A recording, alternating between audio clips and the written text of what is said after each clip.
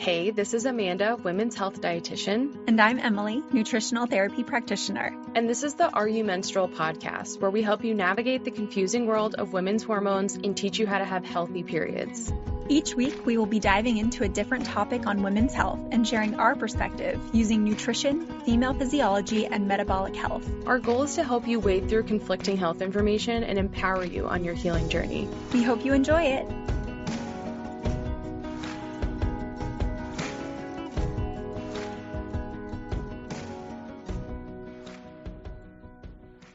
In this episode, we are covering one of our most requested topics, and that is gut health and its connection to our skin. We're specifically going to be focusing on eczema as well. We have lots of questions from my friend Christa, and that's really who I'm joined by, Christa Biegler. She's at Anti-Inflammatory Nutritionist on Instagram, and Christa is an award-winning dietitian nutritionist. She's host of the Less Stress Life podcast that I've been on twice, and author of the Eczema Relief Diet and Cookbook.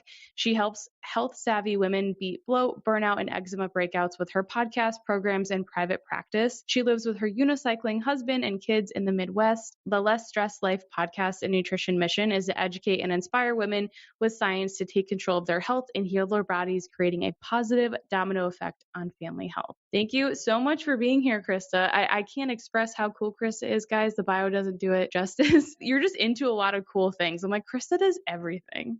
Oh gosh, I think it's because I often say to myself and other people, I'm like, if I wanted to just understand how I behave and how my interactions with everyone else are in the world, I just look at the Enneagram, because it kind of, as an Enneagram 3, nothing's like ever good enough, or there's always like new mountains to climb and new things to experience and whatnot. So if you talk to me a year ago or 2 years ago, you're going to get a fully different perspective than next year, which is probably both of us. I think you're also an Enneagram 3, aren't you? I'm a 3, yeah. Yeah, it's like kind of, sometimes you just have a moment where you're like, it's kind of exhausting to want to like make everything better all the time.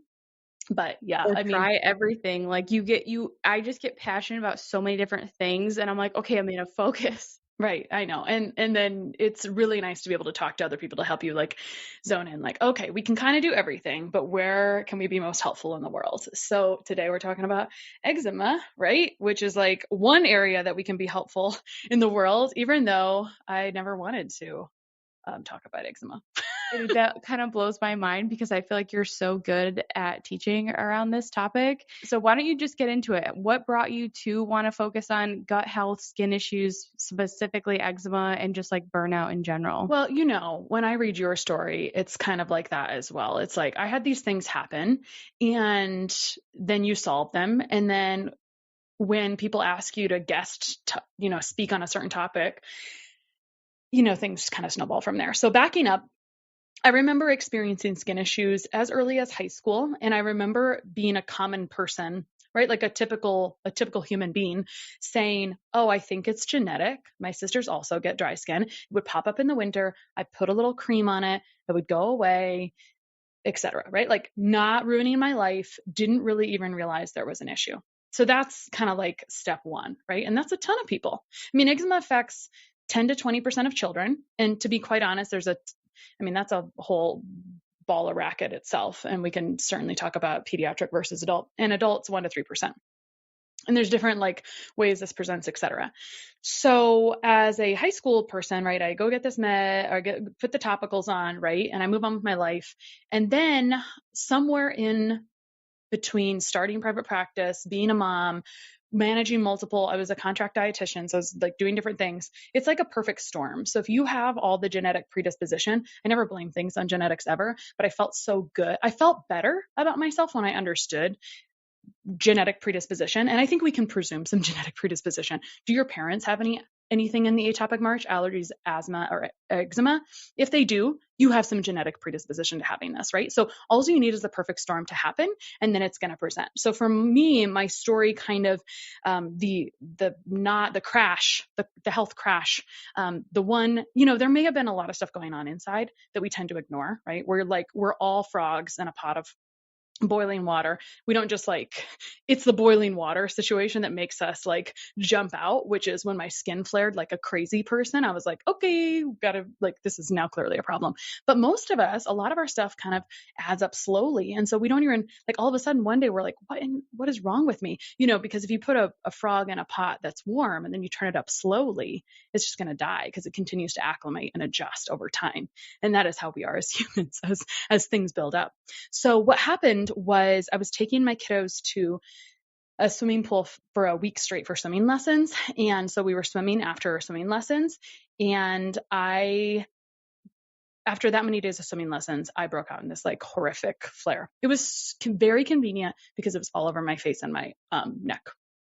So it's very exciting. And this is why skin issues are kind of like the last straw. There's usually other signs and symptoms that are going on, but if they're not really inhibiting our life, we're probably not going to deal with them. But when they get visual, it's like a new level, which is why skin issues are kind of frustrating, I think, because we want to go about things in the way that makes sense to us. So I always say you can go through any issue with this triad type of approach. It helps me kind of focus or help explain things.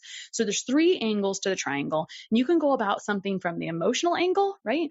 Nervous system imbalances, all of those things. The structural angle, maybe on the skin topically, or like another common structural angle is like chiropractic adjustments, whatever the common ancillary things that people do. And then the other corner would be nutritional, which is like a whole gamut of stuff, gut health and nutrient stuff, etc. For example, if you've got a kid that's having tantrums, where are you going to start? You're probably going to start with like counseling maybe, and then maybe you're going to go to chiropractic because your friend's going to tell you that they went there and it really helped their kids' behavior. And then maybe you're going to end up in the nutrition realm too. It's like, okay, maybe nutrition does affect that, but you start where it makes sense. So in skin, you start where it makes sense. You start in that structural or topical angle. And that's often where people are like, I've tried everything. Like, no, you've only really tried that one angle. You've only tried part of that one angle. Like you switch creams every other day, right? And that's understandable because we view it as a topical problem.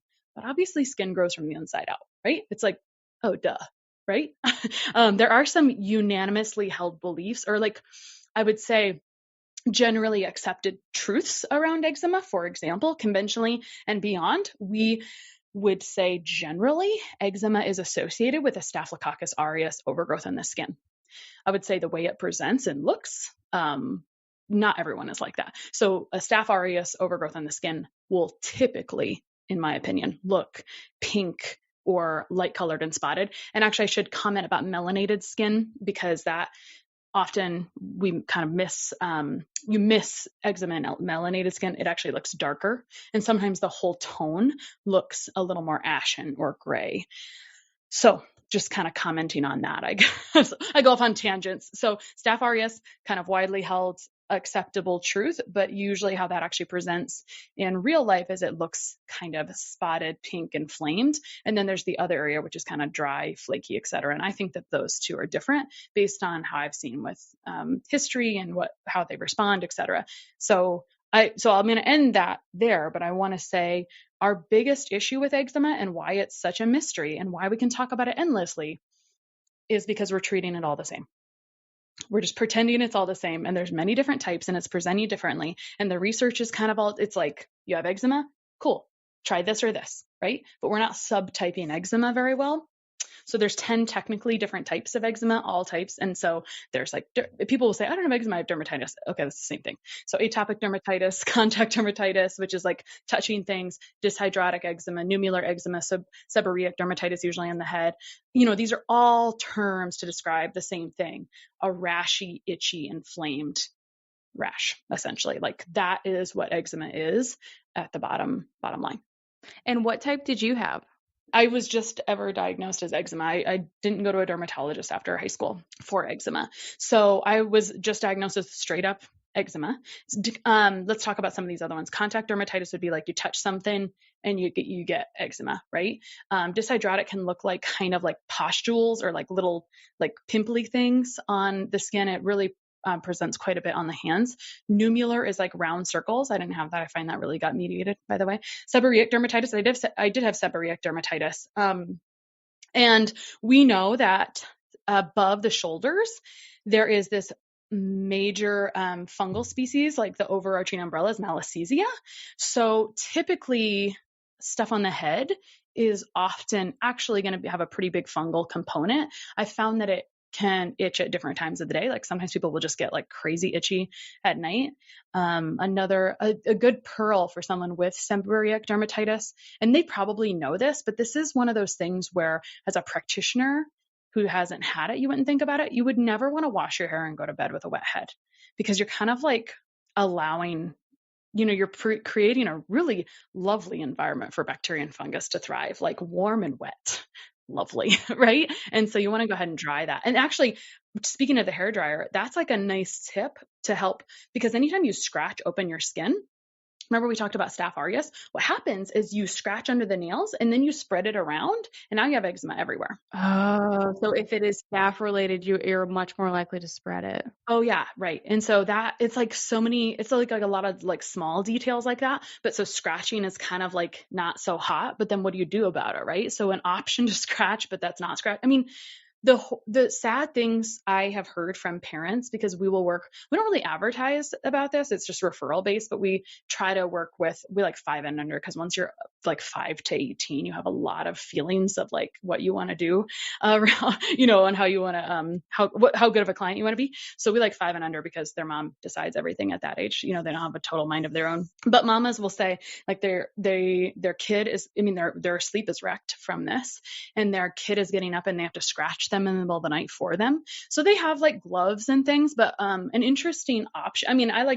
There's like different ways you can topically help quell this temporarily, but like a hairdryer, since we were talking about wet head, a hairdryer like used on the skin kind of like allows you to kind of quell that itch without scratching a little bit, which is kind of a fun little idea. A hot tip if you're struggling with eczema and you're now like, wait, I don't want to scratch because if I do have the staph kind, I don't want to spread it. Use a hairdryer. You're at your swimming lessons with your kids after a week, your skin's finally just like, absolutely not. You get this eczema outbreak all over your face. From there, like at this point, like you're already a dietitian, right?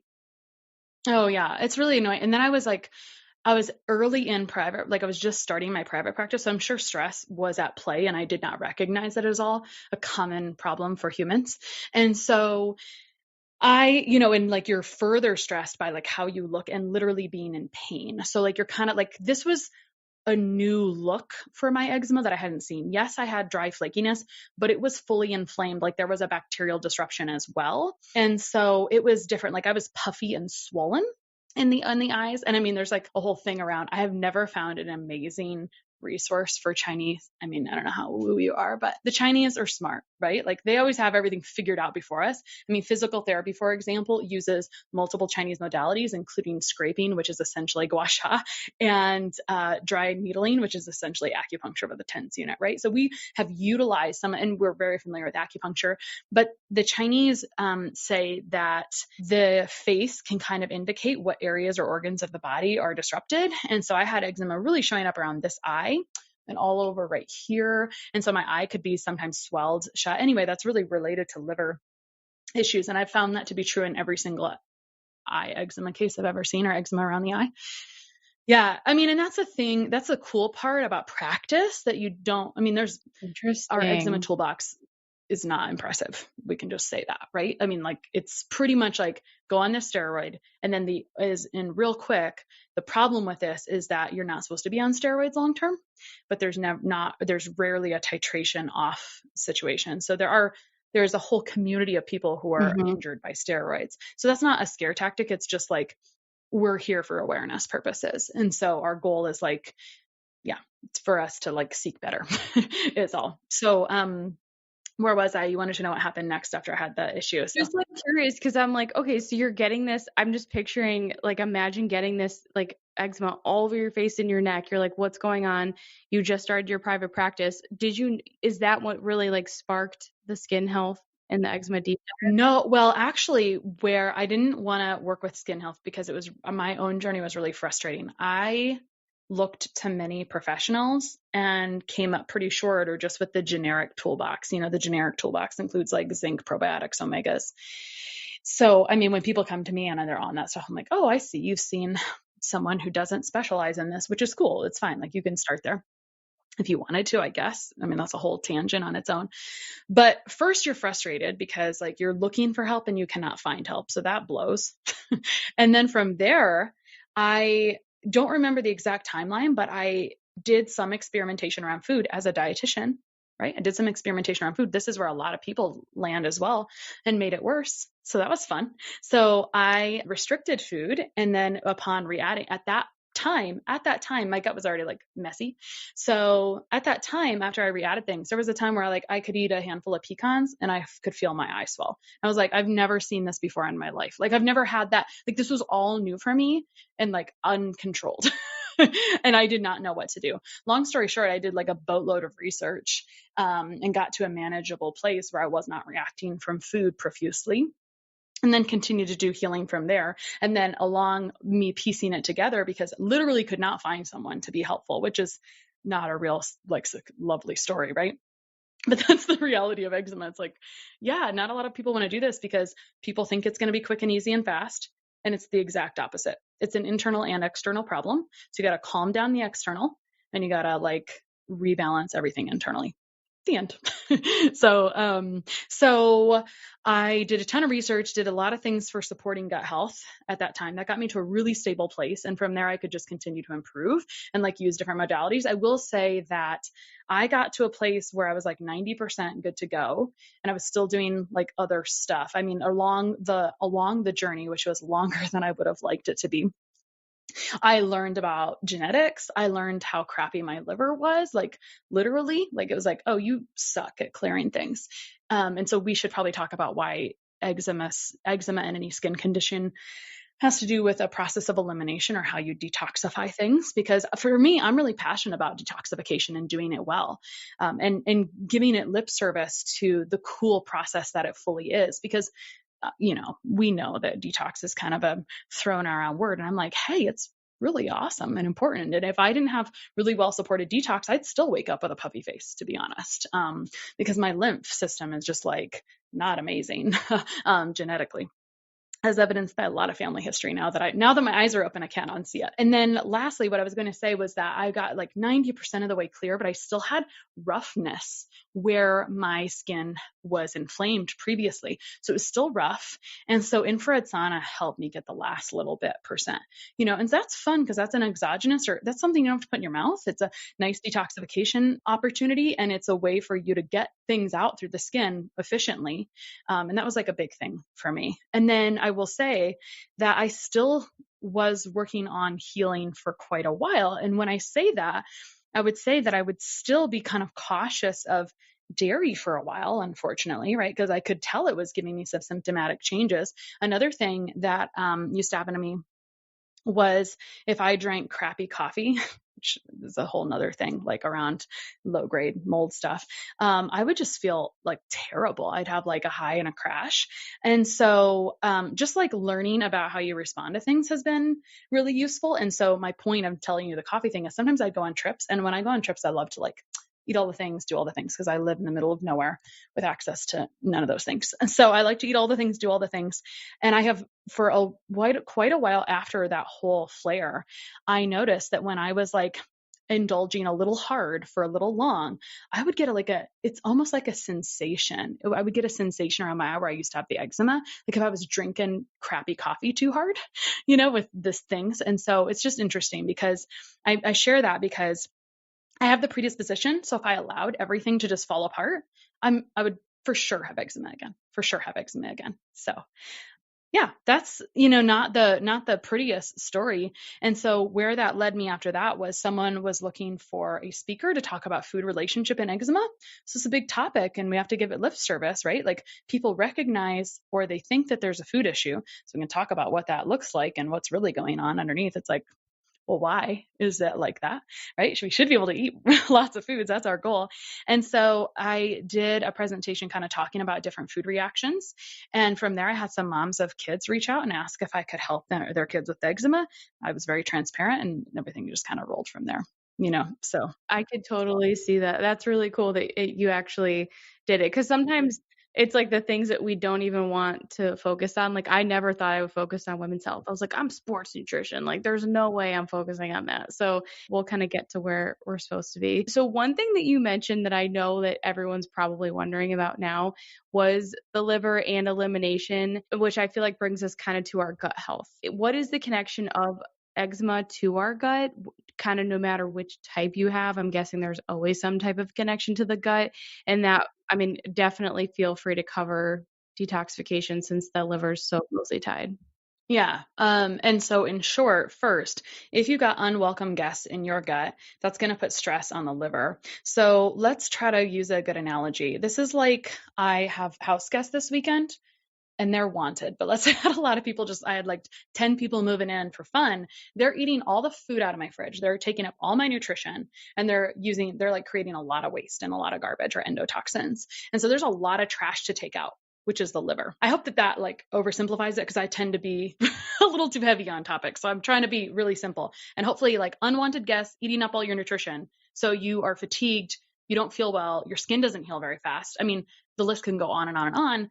Lots more trash. The skin is a safe place for your body to get rid of things if the trash can is already full. So we eliminate through urine, bowels, skin, and respiration are kind of our primary modalities of elimination. So if you are not pooping, I mean, I love a good skin case who's not pooping every day. Like, sign me up, because then I don't have to explain, and that's not super typical, but this is where I think this is why there's not a lot of people who work in eczema, because there is like a mountain of not education almost to get through first. And we're like fast, and I want this to heal quickly, and some types of eczema heal faster than others. But you can see it's like there's a big education climbing. And so if they recognize that there's gut issues first, then it's not such a, far cry to say there's some gut issues here, by the way. Yeah, they're like, why aren't you focusing on my skin? My skin's the problem. I'm not here for my gut, Exactly. So, I mean, for me, I'm like, can you show up and know that already? That'd be awesome, because I want to hit the ground running. And if I have to like step back and be like, so anyway, that's the purpose of a podcast. So speaking of gut health, what are some common patterns we see inside the gut? So we talked about how Staph Aureus on the skin is kind of unanimously or widely accepted as an issue with eczema. You'll see that. I mean, you could ask any dermatologist and they would say, yep, for sure. So guess what we see on the inside? A lot of staph and strep overgrowth. Ooh, fun pearl. I learned this the hard way, just like everything, right? With clients and with myself. Because eczema is very commonly staph and strep overgrowth. And when you have unwanted guests, those guys, overgrowth of imbalanced bacteria will throw a wrench in digestive processes is my simple way to say that. So undigested stuff continues to feed them, and then you're not getting the nutrition you need, et cetera, et cetera. So if you get like a sinus infection, for example, if you get like a common cold, you've got an upregulation maybe of staph and strep. And so what I see happening is like, the phases of the cold where you get the cold, feel like poop for like a week at least, right? And then after that, I think people are like, I'm fine, but they really don't feel fine for like a couple of weeks, most people. So about 3 weeks later, I mean, this is my stupid analogy for this. It's like you're in a gymnasium and you've got like 2 colors of balls, red ones and green ones. And the green ones are good and the red ones aren't so good. And so in a cold, you have like so many red ones to where you're just down and out. And then you're able to like, your immune system is able to kick out those red bad ones, but there's still like a low grade amount of them regardless for a while afterwards. So what you'll see is skin is slow, right? Which is why it's so annoying. It's growing from the inside out. So you don't see it necessarily right away, but a few weeks later, you can see a little flare in the skin after a cold. It's a valuable thing to realize, because even if you're like on the healing journey and then you have a setback, especially like kids get sick a fair amount, right? Or they can get sick a fair amount because suppressed immune system is a really common thing to see on gut tests as well. So if we don't have there's a whole bunch to supporting a strong immune system, right? And the gut is, you got to get rid of unwanted house guests. You got to be really supportive. You got to reduce stress. I mean, there's lots of opportunity there to improve, but we'll see a lot of staph and strep overgrowth. There's a lot of other things that can show up too. Kid gut test results are a lot more honest than adults. Sometimes there's not like layers of issues over time and biofilms. I always say, let's address your issues by symptoms as equal to or even more than your test results. The test results are beautiful. People want those at this point, right? But your symptoms are really valuable as well. So if they're not getting better, then you're not on the right track, right? Or if your symptoms say one thing and your test results say another, sometimes there's like extra layers to kind of work through the longer you've had an issue. So in short, there's a lot of things that we could see on gut, and we can totally go into that. But I would say the most common denominators for sure are staph and strep. And then considering how you can continue to reinoculate with too much staph and strep and cause kind of a cascade of, okay, we have got too much overgrowth, too many unwanted house guests, we're not digesting, or they're using up food, like crazy. And then they're creating all that waste. And it's your genetic predisposition or your predisposition, whatever, for whatever reason, to allow that to show up on the skin, because you don't have a good trash can man, or you need to support that trash can man and you're not supporting it quite enough. So I think with everything with health, like, you can continue to get better. And I think you should continue to get better year after year. It's like, cool, I've cleared my eczema. But you heard in my story, it's like, cool, I cleared my eczema. But I was like, I could still, like, I was still improving after that, right? I was not being crazy. I'm like a really realistic human.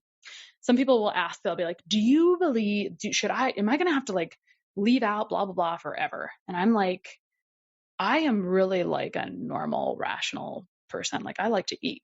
So I'd love for you to be able to eat whatever you want within, with like a good, healthy, broad diet. Like, we want you to enjoy the most things and not be eating a handful of pecans and having your eyes swell up. I mean, lame, right? Like, that's not very fun.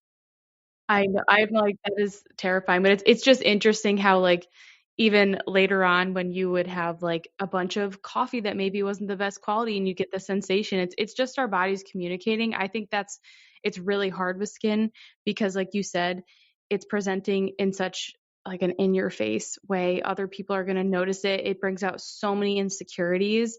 And I mean, I struggle with acne my entire life. So and that took me forever to heal. And I had Robin on, we talked about acne and everything. It was great. But skin stuff is so hard because it does often take time. It usually goes up and down. And like you said, like eczema, like that's your symptom, right? If you're overdoing things, if you're not taking care of yourself, it sounds like that's the thing that kind of pops up for you.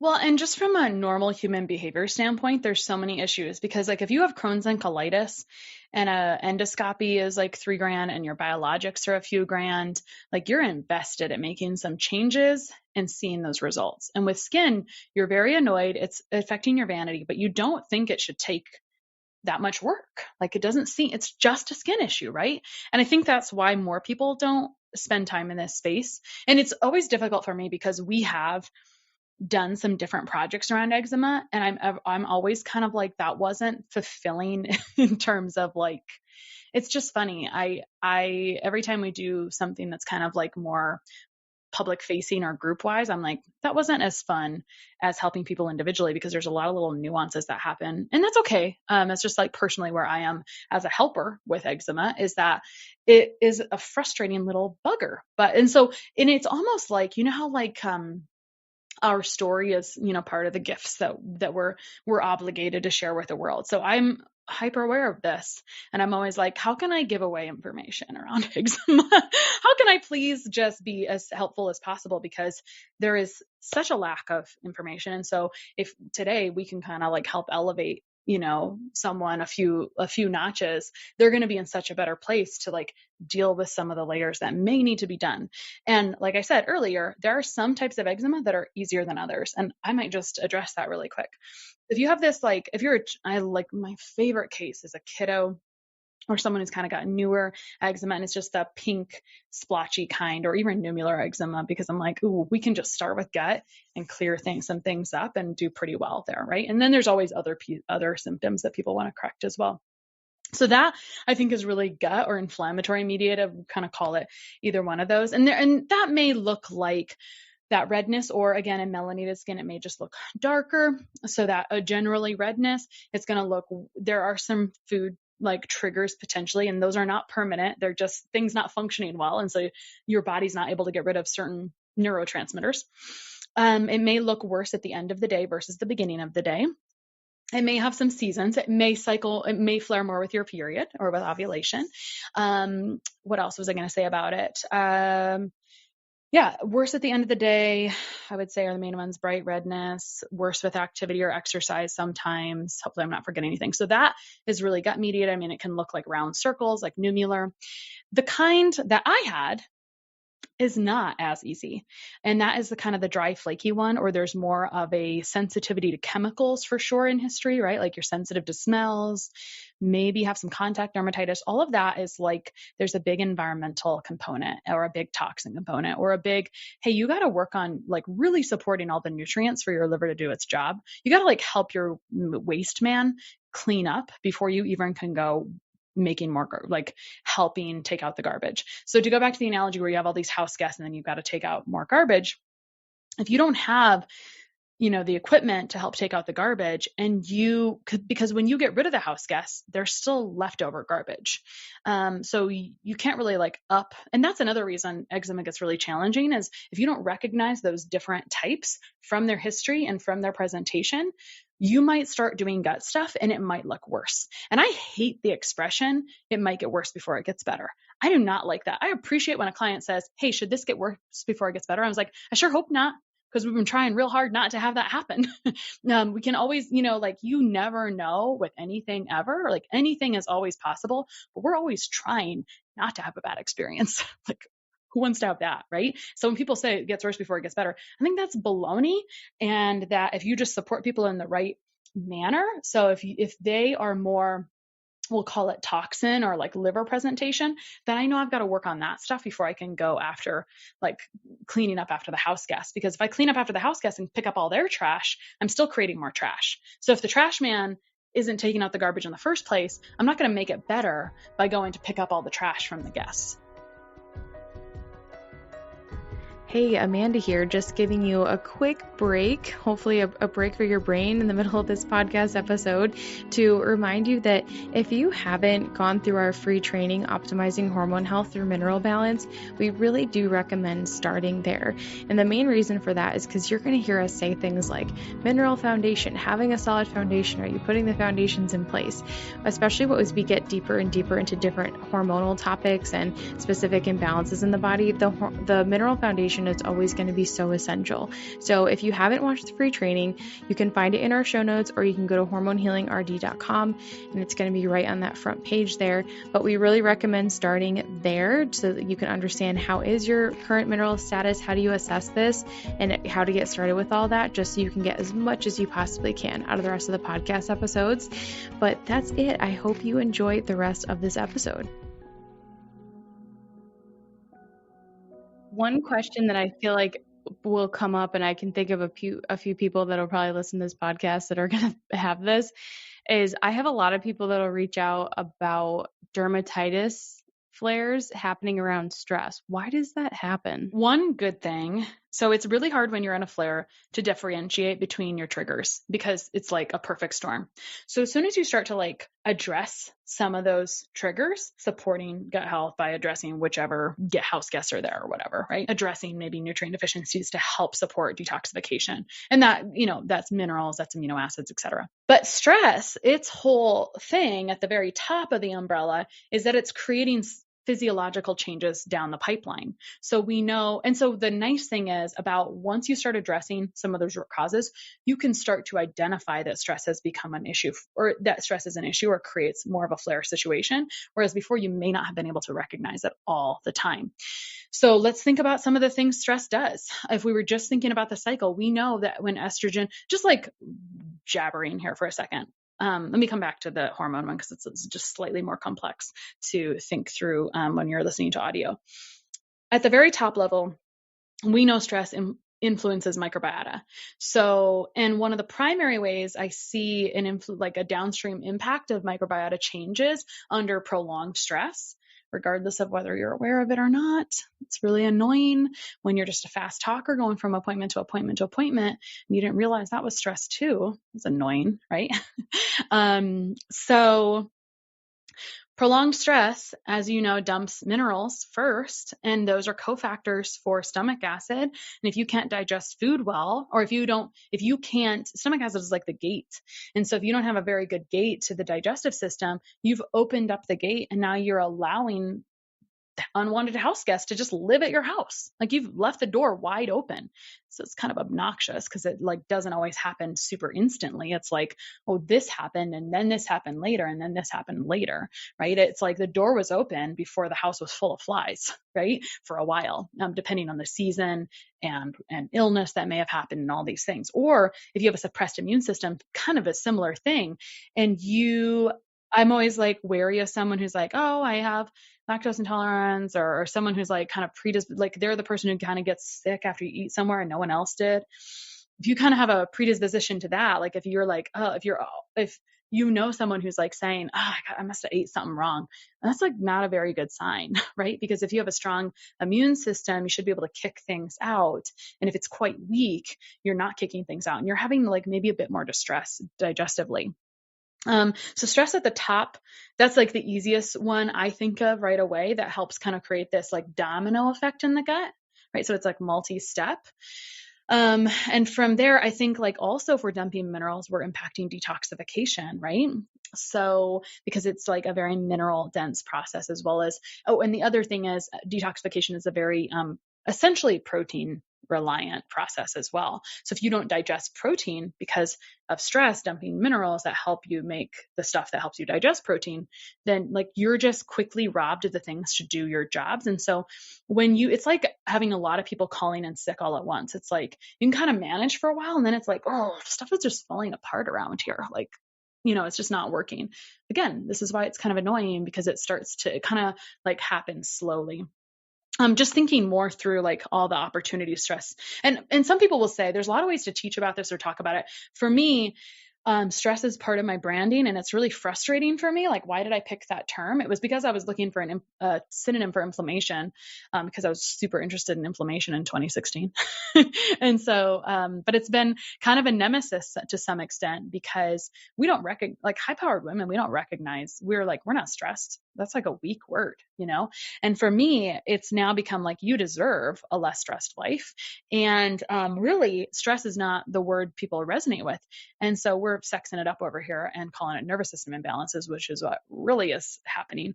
Because again, so many ways to teach and talk about this, but if you're constantly in fight or flight, which by the way, just looking at your phone has been shown to put you in fight or flight nervous system state inconveniently, right? So surfing while we're eating, I'm not here from a pedestal. I'm here as a peer. So if we're in fight or flight and we're setting that neural pathway, so like driving that path to work every day, we can just do that on autopilot and that becomes our norm. Over here, this other road is not getting well worn, right? So it starts to atrophy. That's our rest and digest. Before you know it, you're not able to switch between fight or flight and rest and digest very quickly. So from a very quick perspective, you've now limited your ability to digest and use nutrients from food. So that's a pretty quick version. That version before was like kind of slower, right? This is pretty quick. If you are like scrolling your phone while you're eating, you're probably not digesting and getting the nutrients. How obnoxious, right? So a lot of people will say like you need to start with gut health or just with anything from the top down approach. There's always a lot of ways to like go about a problem, always multiple ways. So those are all some options. And then one more thing, since you are always talking about hormones and sex hormones, we know with estrogen detoxification, when you go around that 2OH corner, like you're trying to clear out 2OH estrogen, that one of the roadblocks to clearing that is stress, right? So we just know for a variety of reasons, like if you've got this, and so I don't know how many more things are like that as well. And why are all the things, for me, I'm like, that's enough reasons for me personally, like that makes enough sense, but I'm sure there's a lot of things we don't fully, completely understand.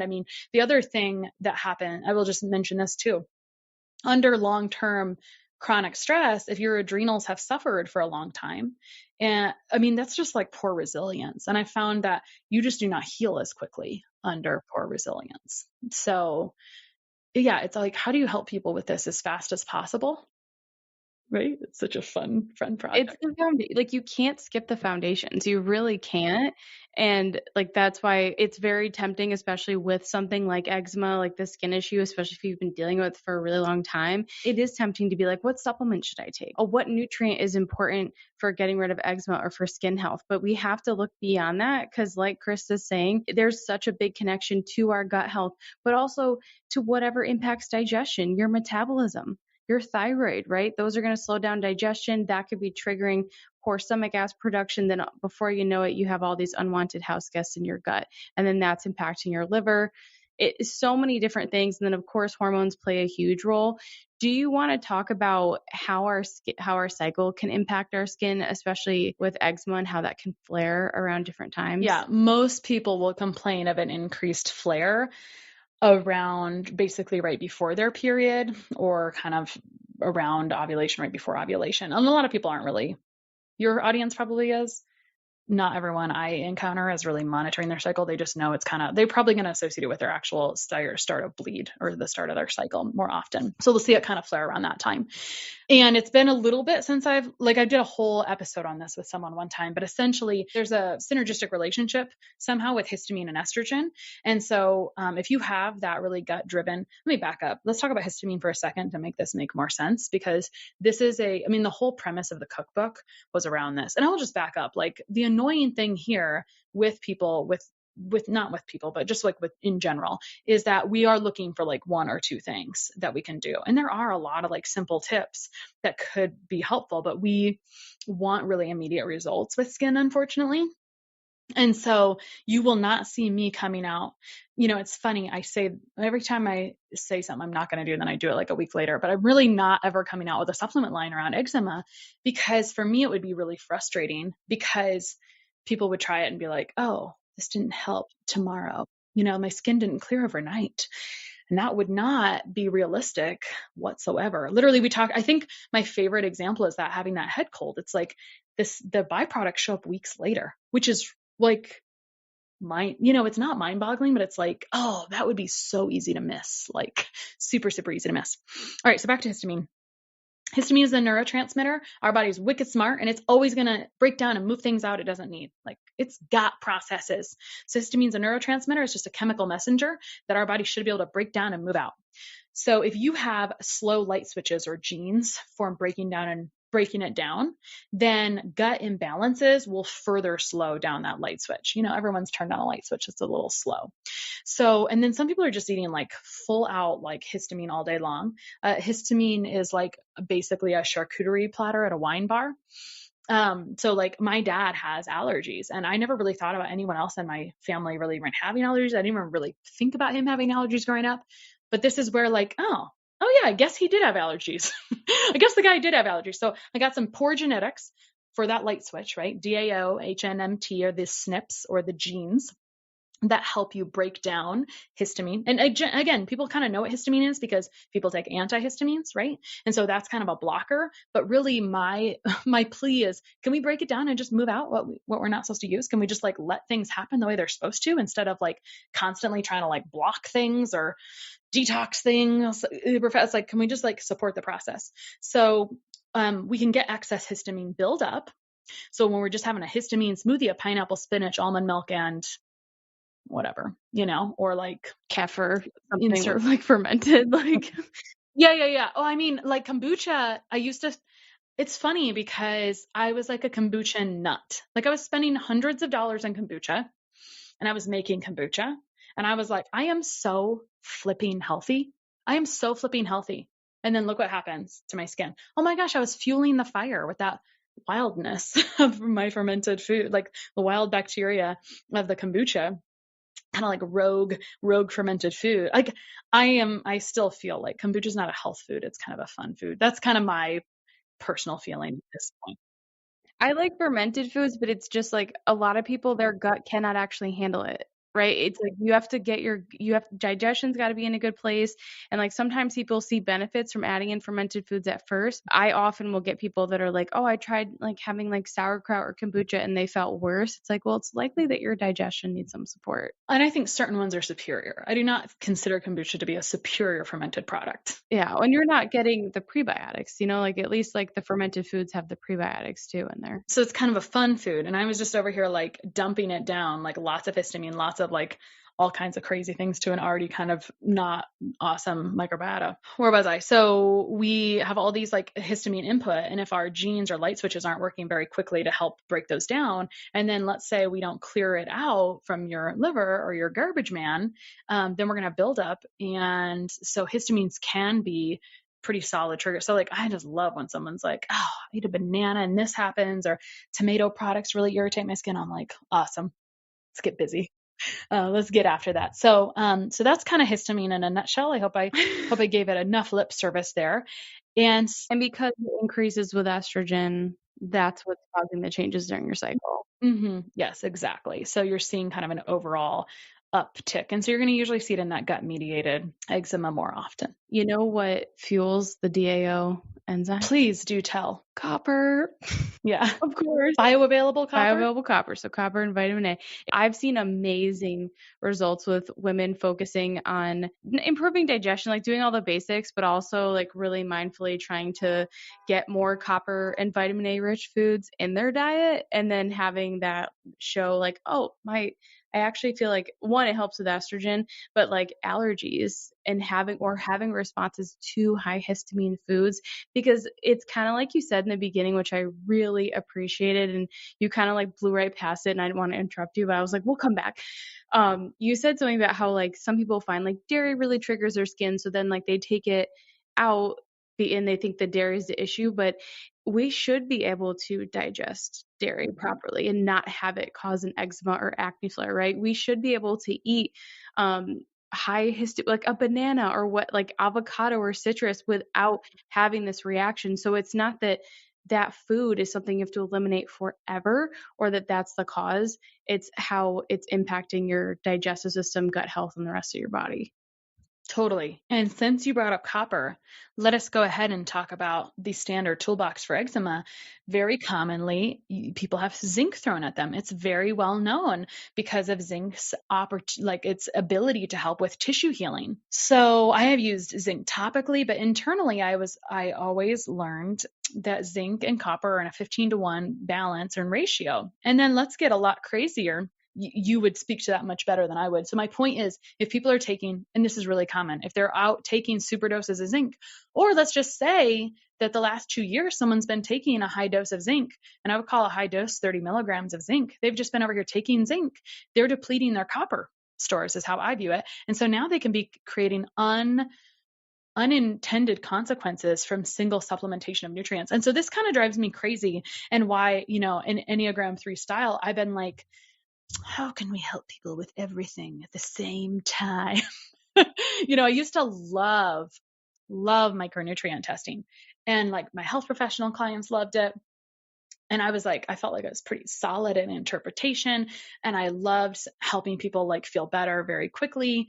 And there's a lot of reasons I don't use it anymore, mostly expense. But then also, ultimately, there's a lot of people where if I put them on something, they're just going to keep doing it, even I said not to after a while. Like, they're like, oh, I'm just doing the same thing you told me to like a year ago. And I was like, no, no, we have to always be switching things up. But that's just a human behavior too. It's like you order the same crap for grocery pickup every single week too. Like it's just easier to leave it as such instead of diversifying. But, this is good to keep in mind because and this is again, backing up to something you said earlier, people are like, oh, I hear fermented foods are so good for gut health. And that's like the boat I was in at that time, when I broke out. And I didn't even really understand gut health at that point, right? Is how I viewed it. It's like, oh, I thought I knew what I was doing. I knew nothing at that time.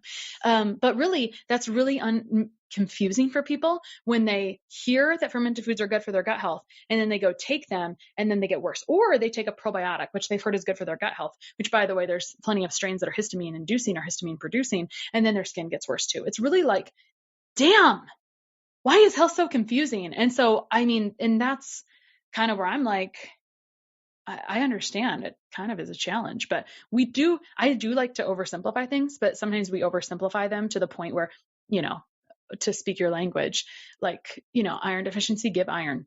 Not that simple. I just had a conversation about this with my friend Michelle. She's the anxiety podcast episode that's coming out. Michelle Shapiro? Yeah. And we were So thankful for people who specialize in anxiety, by the way. Yeah, she's amazing. And it was such a good conversation. And one of the things we talked about was getting your health information online and why you need to be careful. And when I think of someone like you mentioned, seeing that fermented foods are good for your gut health and then like taking them and feeling terrible, or like insert any supplement, right? I mean, so many people are looking for like a diet change, a supplement, whatever it is. We're taking advice from someone online who does not know us, and then it can make us feel worse or kind of lead us down the wrong path. And when you think about it, you have to look at the health information from different perspectives of like for you, for example, you had your eczema was really bad, gut health was not in a great place. So you were in more of that like lower percentage of people where you had a lot of symptoms. You were not functioning where you wanted to be functioning. So that tip of, eating some fermented foods, drinking kombucha, maybe that would be beneficial for someone that already has decent health and they're just looking to optimize it. But it was actually awful and the opposite of what you should have been doing as someone that had a lot more symptoms. I don't want to say sick, but like symptomatic, you had clear issues. And I didn't think I had symptoms, to be honest, before the skin thing flared. I really didn't see any symptoms. In retrospect, I was too tired to clean my house. Yeah. I just like didn't feel like I didn't have sleep issues. I was just like too tired to clean the house, and that's like the main one that makes sense to me. Like for me, inflammation was very fatigue inducing. So like in doing what, anytime I was like on the right track, I was like, whoa, I got a lot of energy. That's not everybody, but it's funny because I do kind of like really enjoy working on fatigue because there's a lot of options for it. Yeah. There's a lot of potential causes. I think and also I'm going to be devil's advocate on something you just said, because I think most people pursue health because they've got some things going on, to be honest, and they're aware of it. So then people are health conscious. They start to recognize little things that could be optimized. I mean, so yeah, people can be in a healthy state, but I'm just saying. But I just mean like the information that they're taking in, like you don't know that, like you see some dietitian or health professional online talking about a specific food or supplement or whatever, and it's good for gut health. And you're like, oh, I have gut issues, so like I'm going to do that. And it's like, but is that really meant for you? And it can be so hard to distinguish that. You got to do your research. This is why, like, I do not enjoy Instagram personally, because it's like such sound bites and it's like, that's what's catchy.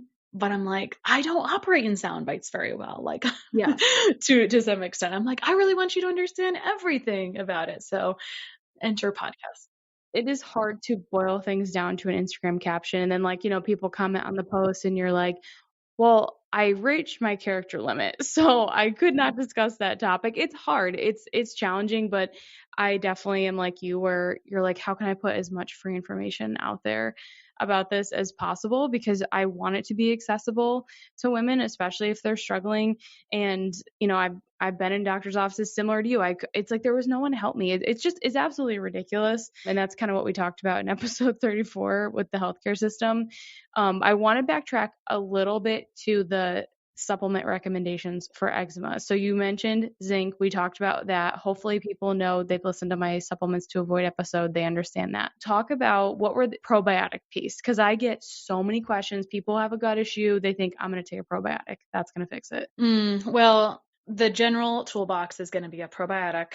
Joe Schmo. It doesn't even matter, I would say. Like there's no specific one that people come on. It's just like a probiotic. And old school probiotic information is, this is a whole tangent on itself, but old school probiotic information was like, the more strains, the better, and the more CFUs. And that we've kind of graduated from that. That was like kind of 2005. Like I did my college seminar paper on that, and that was the recommendation at 17 years ago. So it's not really accurate anymore, but we still live that way. I'm not saying it doesn't have its merits, but like there are accounts of people like testing like doing continuous stool tests on probiotics and like actually not seeing changes. And it's because Well, so anyway, probiotics, like there's a lot of strains. Some are better for skin health than others. Some are histamine producing. And then also like to make a probiotic, like to make good bacteria stick, you do need prebiotics. And if you have gut imbalances, you don't usually tolerate prebiotics. So isn't that fun? Isn't that fun? Can't even hardly make it work. So sometimes you'll see it be worse. And that's probably because you have histamine inducing strains and you have the type of eczema that's histamine sensitive. But the other common things that we see in the toolbox would be like omega-3s. No harm done really here, right? But it's just like, omega-3s and zinc and probiotics. I would say they're most common ones that I would see in the toolbox. I mean, do you think I'm missing any? And those are the main ones I think of. I think, yeah, those are the ones I think of, or just like a regular, like ascorbic acid, vitamin C. Yeah, I don't see people coming on that a whole bunch, but I feel you. I understand. That one, not as much as some of the other ones. Do you know the histamine producing strains off the top of your head? I think I can find it in my extensive digital notebook if you give me a moment. Because I feel like there's going to be people that what are they? Or that recognize, I think I have had histamine imbalances, or they notice them at certain times in their cycle. And it's like, could my probiotic be contributing to that? I think I've got it. If you just give me a second. Oh, here we go. Histamine producing bacteria. Lactobacillus casei, Lactobacillus reuteri, Lactobacillus bulgaricus, found in most yogurts and fermented foods. Right? Oh, and the reuteri, that's the one those are a couple of the strains that you're supposed to take to prevent streptococcus. Well, this is why I've kind of moved on from like a lot of probiotics. Neutral ones are rhamnosus, which may downregulate histamine receptors and upregulate anti-inflammatory agents. And then these are supposed to be histamine degraded. Bifidobacterium infantis, found in breast milk, Bifidobacterium longum, Lactobacillus plantarum, some soil-based or spore biotics. This actually makes me really want to right now go look. There's a product out there that's like just the strains for psoriasis and for skin health is what they call it. I find it works better for psoriasis than eczema, but now it makes me want to. And I think that the strains in it are more research-based for psoriasis than eczema. So now that I have that open, I'm like, let me just open a tab out of 1,000 and cross-compare. Because to me, I don't know that off the top of my head because it's not information I use every day anymore because I don't care. That's why I was like, you might not know this information, but I'm just curious. And I feel like people will be like, which ones are I think it's just important to know, like, why are you taking your probiotic? Is it actually appropriate for you? And then to know, hopefully people have grasped by now that it's so much more than just the gut bacteria. It's your digestion. Are you in fight or flight all day, every day? The foods that you're eating, how well you can break them down, how your liver is working. It's so much more complex than that. I don't think probiotics are negative or like bad. It's just, like you said, it's like, that's like kind of the typical toolbox you see, and it's not effective. Right. I mean, if you have imbalanced bacteria in your gut, I know you want probiotics to just fix it for you. And it's unlikely that that's a situation. And then I'll just kind of drop a couple more thoughts here. That is like where you should start where we talked today. That is like number one. If you have a baby that's got eczema, this is not, I want you to like, just, if we can approach this objectively and remove some emotions around this, mom's gut health is related to baby's gut health. And to be honest, mom's gut health is related to her partner's gut health. So for me, it's like really drives me bonkers. I'm like, I can't stay. I'm like, we got to just support your whole family. Sorry. And in a proper way. And that's really good for the family, right? Because I want people to have success long-term. And if I don't support their family, then we don't. So just kind of talking about family microbiota. Sometimes I get to do gut tests on mom and baby, and we see pretty similar pictures of health. And I've got a whole podcast on that actually. And another thing to think about is like, I want to just say that there are some topics that are dangerous to Google. And I would say histamine intolerance and candida are not great Googling topics. I think you're not going to find very useful information. You're going to be told to reduce sugar intake, and that's going to maybe help not feed the stuff for a little bit, but you're not really getting rid of it. And then if you are like in a horrendous histamine state, there are some horrendous histamine states that are pretty significant where you're just starting to become allergic to everything. And that's when you want to maybe consider some deeper things. And some of those deeper things can be some mold and mycotoxin exposure. And I would like to stay, again, I maybe would be careful Googling that, but I'm going to say that just with like a really like, let's not get too crazy. I'm just saying if it's really, really excessive and a professional can help you help you understand the text on if you're inside the bottle, you're not maybe positive, but they can kind of help you give you an idea of like, does it seem like that or not based on, and that's the beauty of like, if you've seen a lot of cases, you can kind of be like, is this extreme? No, you're fine. You're going to be okay. Yeah. And if you guys are wondering too, like when Christa was going through all the different types of eczema, she actually has a quiz that I'm going to put in the show notes to help you better understand your type of eczema. Do you have time for one last question related to kids? Of course. Yeah. And I want to say about the quiz, the whole reason that I did this was like when I would have an introductory call with someone, I was doing this in my brain and deciding where their starting place needed to be for the fastest results long term. And so that is what I hope that the quiz does for people, is helps them understand that starting point. Do people thrive on understanding the starting point without seeing the rest of the roadmap? I don't know, right? That's still a question I'm At least discerning I on think my people own. like I'm just having an trying answer, to and it can trying be to support, validating to step understand like, number oh, okay, one, mine at is like least. actually the type that she was talking about, or nope, it's this like specific dermatitis or whatever it is. So I'll link that quiz. I recommend doing that. I know when we did Robin's episode on acne, people really appreciated doing her acne quiz and better understanding like, oh, I'm actually like most likely like infection-based acne. It just gives you Super better helpful. next steps to take.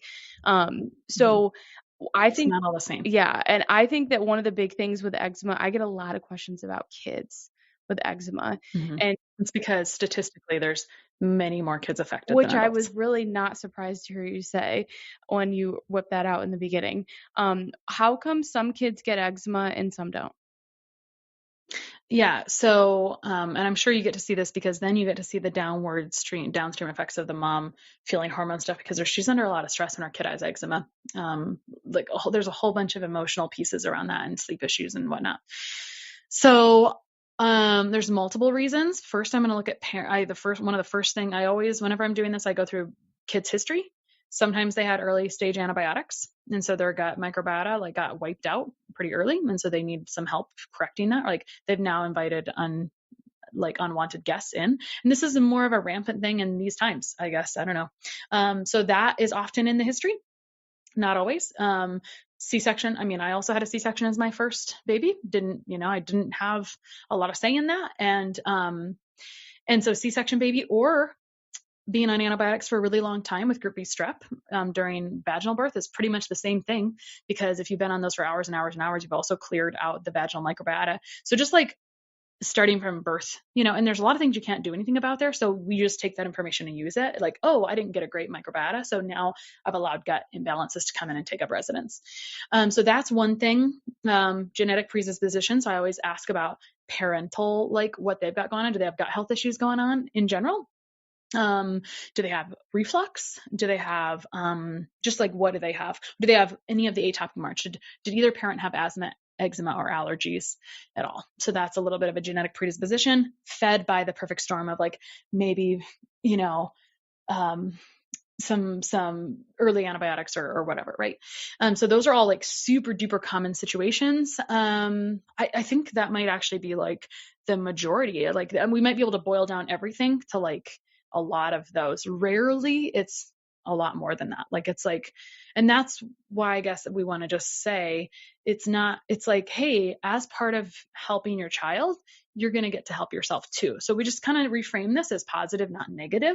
Like, hey, cool, there's opportunity for you to feel a lot better than you do currently, even if you didn't really think that, like you might have just thought you were tired because you have a baby, but you have the opportunity to feel a lot better as well. So genetic predisposition fed by what's going on in life through their short history, and then, what the microbiota health is of the entire family, because we know there was a study where one person, and I am pro antibiotics when needed. We can unanimously agree that they're very overused. The government is like, please stop using them so much. whatever. So they are a little overused. I would really like us to support our immune health and use them when needed. If we could all just do our part there, we could reduce antibiotic resistance. So that's a good thing. I lost my train of thought where I was going there, Amanda. Where was I going there? You mentioned the antibiotics. I was curious if you were going to talk about specifically about eczema and antibiotics. Is Aviva Ram, she talks about like group B strep and like, do you do the antibiotics? Do you not? If you do them, there's a much higher rate of eczema in the children. Well, I'm glad you asked that more specifically. So Jeanette Berry, I used to be in a group with her. She's a brilliant functional medicine dietitian out of Oklahoma. I learned from her that you can do vaginal, like super high strain probiotics. And there's a product from Zymogen that I only use for this occasion to try to get a negative group B strep. I'd be intrigued by because I had positive group B strep, I think both of the second pregnancies, and I just don't know what that, my eczema story happened after I was not having children. Well, there could have been something going on in your gut. There could have been something going on at that time, but we would not have thought that we wouldn't have made that association. And now in retrospect, I'm like, wonder what I could have done there. Right. So I didn't, you don't necessarily, usually they don't really give you a choice around that. But if you can try to get a negative group B strep test before, that is one of those things where you can always try to work with a health professional around that if you want. It's, that's a tricky, annoying piece. And then also okay, cool, this happened. Now what can I do to really support baby's microbiome? Well, if you're breastfeeding, you're going to support your microbiome as part of that, because you will give your baby the bacteria that you have in your gut. It just is what it is. And that's okay. I mean, it's still, you already heard that histamine degrading bacteria is in breast milk. And so ultimately that's great if that's what the opportunities present themselves as. I mean, I just have a lot of curiosity about pregnancy and postpartum and preconception nutrition that I don't always get to go down the rabbit hole on. But I had this client once who was she was a health practitioner, and her own feelings as she learned about her own health was that she really struggled with milk production. And she's like, I think it was all of my nutrients stuff, all of her deficiencies and her gut health stuff and whatever. She personally felt after learning more about herself, because every child, she had more and more trouble with it. Interesting. And I think, we can't really make assumptions about that. We can just say in general, if we don't have resources, our body can't do what it wants to do. Yeah. It doesn't have to be complicated. And if anyone's pregnant and they're like, how do I avoid group B strep? I just want to say that we don't just want to get a negative test. We want to make sure we actually don't have it, because obviously we want the baby to be healthy after. And it's a very tiny risk, but it is still there. And that's why they do the antibiotics if you're in a hospital. But Aviva Ram has a great podcast episode all about it, and she presents the research. She is very pro antibiotics if you have it, because you want to protect the baby. She goes into a lot of detail of the probiotic that she recommends to start taking second trimester. So it's you don't want to wait until you don't want to get your positive test in the third trimester and then be I got to fix it now. I would say ideally you start working on these things second trimester if you can. But there's plenty like that Lactobacillus reuteri, that you said that and I was oh, that's the one for group B strep that they recommend to help just eradicate that streptococcus strain. Yeah, sure. No, that's really great. It's a great resource. I love Aviva Ram. She's another person who's just out there trying to provide really great high quality information. She's definitely a pretty amazing leader in our field, I think. I read your blog post on kids and eczema. You mentioned, which is probably from 2018, jaundice. And I was oh, that's really interesting, because there are, what did I say? Jaundice. Oh yeah. I learned that we did a pediatric eczema group program, I think in 2017. I ran it with a eczema clothing company. And it was great. It was, there's the thing with eczema is there's a whole lot of emotions to manage. And so, it was fulfilling, but it was how do we do this, and make it easier for everyone involved. So one thing I did learn, what we attracted in our marketing was really severe cases. And so in really severe cases, I saw jaundice kept popping up again and again and again in their history, which I thought was really interesting. And so it's anecdotal, but it's multiple cases. And so occasionally I still see that in histories when I'm going through them, worse severity. Sometimes they'll have had jaundice as a child. And really, like, that doesn't have to mean anything too crazy. It's just like, yeah, kind of subpar liver function at that time, not crazy, just like, hey, could use a little love and support. So not crazy things are showing up on your skin, It wasn't shocking. When I saw that, I was like, oh, that makes like a ton of sense. Perfect. Yeah. Makes perfect sense. Right. So we covered a lot in this episode. I would just want to say, like, Christa's podcast is an amazing resource, the Less Stressed podcast. If you are like, I kind of want to dig more into, like, she has a whole episode on like probiotics, any one of these topics, I'm sure she has like an episode that's going to go deeper into it. So definitely check that out as a resource. We'll have the quiz, the eczema type quiz, linked in the show notes as well. And then make sure you follow Christa on Instagram at the Anti-Inflammatory Nutritionist. Anything you want to leave people with? I was just going to say we did a pretty solid month of eczema-based podcasts in March of 2020. If you want to scroll back that far, awesome. There's some really good stuff. Like if you're like a super nerd, you need to really up level. Like there's some good stuff in there. Awesome. I'm sure that people that are struggling with it, that'll be a great resource that they can dig into right away since they're already out. And I just really appreciate you coming on, sharing all your knowledge about eczema and gut health and skin. And I'll have to have you back in the future. I'm sure we'll have questions and we can dig more into this topic. It was super fun. Thanks for letting me come on.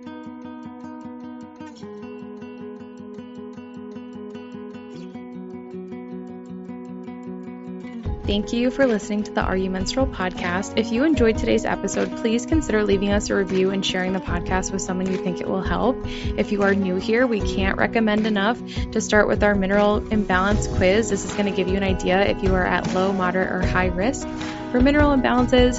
And then, of course, make sure you follow us on Instagram at Hormone Healing RD and consider signing up for our newsletter. If you like nerding out and you are just loving these podcasts, but maybe you're a little bit more visual and you want to see things too, we go into a ton of detail in our weekly newsletter. So we would love to have you join us there. All right. Thank you. And we will see you in the next episode.